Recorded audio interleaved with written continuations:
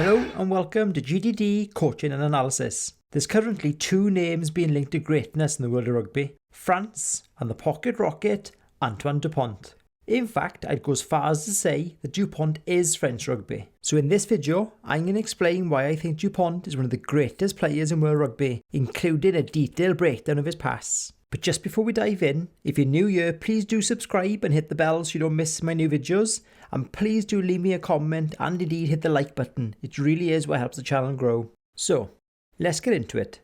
France scored 7 tries in their 50 points to 10 win over Italy, who in fairness played some good rugby in parts and were possibly unlucky with a couple of key calls when they got into attacking positions, including this one where Meyer does seem to have entered the ruck from the side, but c'est la vie. Now the story of the game was the 5'8", 85kg Antoine Dupont, and how he was at the heart of all that was good about French rugby. Let's start with the first try, finished by blindside flanker Cretin, and the key moments that made it possible. The play starts inside the French half, with a 5-man line-out, and courtesy of a double blocker and some unreal hands by Vincent and Dulin, the ball gets out wide to Teddy Thomas. Let's take a look at the play itself. France throw to the front, which is designed to open up the hinge and means that Varney is the only Italian able to press inside. In the backline, we got Villiers stood inside of a shape of 9, and he's aiming to interest Varney. We got Ficou as the point of the shape, with Oliver as his lead runner and Jalibert is out the back as the first blocker runner. So the pass from Dupont will hit Ficou on the drift. He'll then pull directly back to Jalibert holding depth, and it's important that he then turns the corner to link with Leroux as the new lead runner, and then he has Vincent out the back as the new blocker runner. Now Ficou drifting is really important, because instead of holding Bigi and Lamaro, he attacks the outside shoulder of Lamaro, meaning that now Olivon's lead line can target Negri, and that's what opens up the potential for an overlap on the right side.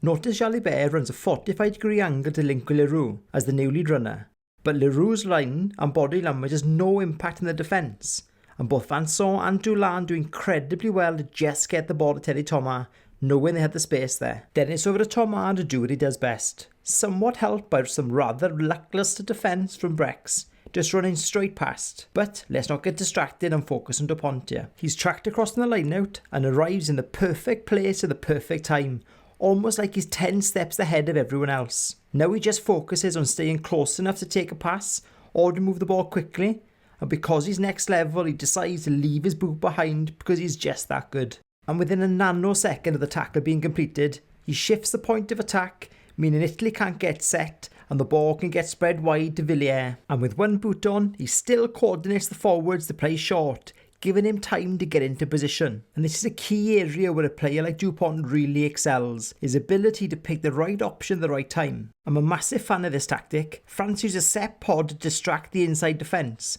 and pick off single tacklers, and then while the D is still setting, they quickly play the same way before again using that inside setup to unsettle defenders, and Dupont's pass is right on the buzzer, giving Cretin a weak shoulder to go at and put 5 points on the board for France. Now part of being world class is doing things that look easy but no one else does.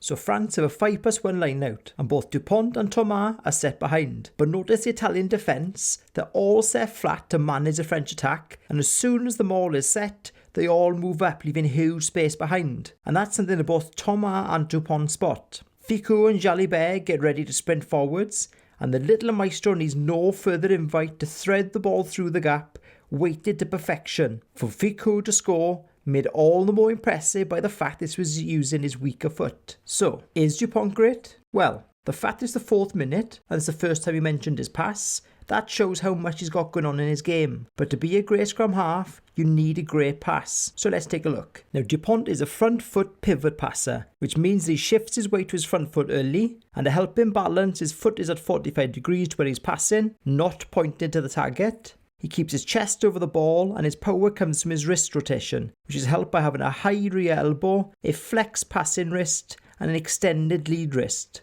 And I've explained those words more clearly in my Aaron Smith video, so do check that one out. Now if there's one weakness in his pass, is that he tends to lift his chest a little early, and that can cause the ball to drop off, but I reckon he's still doing just fine.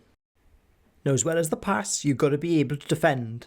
and Dupont excels in his new defensive role for France, chasing down attackers 2 passes from the ruck. Just watch him here, constantly reading and readjusting before landing a peach of a tackle on Toulouse. Look how he gets his lead leg beyond Toulouse, which knocks the Italian off balance while keeping Dupont's momentum going forwards, helping him make an offensive tackle. But because he's awesome, he's not done yet. He reloads from the tackle, gets back into the line and makes another tackle.